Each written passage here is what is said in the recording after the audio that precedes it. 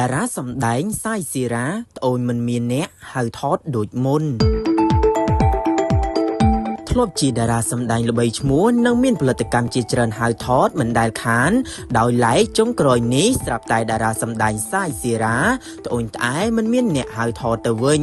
លោកសាយស៊ីរ៉ាគឺជាតារាសម្ដែងល្បីឈ្មោះមួយរូបនៅក្នុងវិស័យសិល្បៈដែលមានស្នាដៃសម្ដែងច្រើនរាប់មិនអស់មិនថាតួឯកតួរងឬតួបែបណាទេលោកធ្លាប់សម្ដែងគ្រប់រូបភាពជាក់ស្ដែងក្នុងមួយឆ្នាំលោកទទួលថតមិនតិចជាង10រឿងដែរដោយឡែកប៉ុន្មានឆ្នាំចុងក្រោយនេះតារាប្រុសសង្ហានេះបែរជាមិនសូវមានហាងឆេងក្នុងការសម្ដែងសោះថ្មីនេះលោកសាយស៊ីរ៉ាថែមទាំងបានត្អូញត្អែថា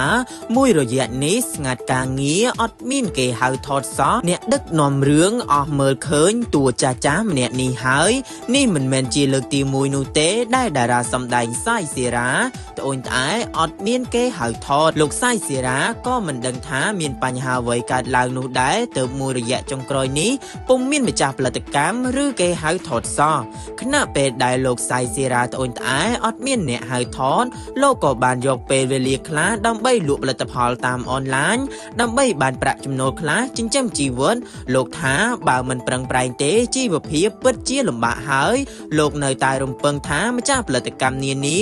នឹងបន្តហៅលោកថតដូចជាពេលមុនដើម្បីឲ្យលោកមានប្រាក់ចំណូលខ្លះចិញ្ចឹមជីវិតដូចដឹងស្រាប់ហើយថា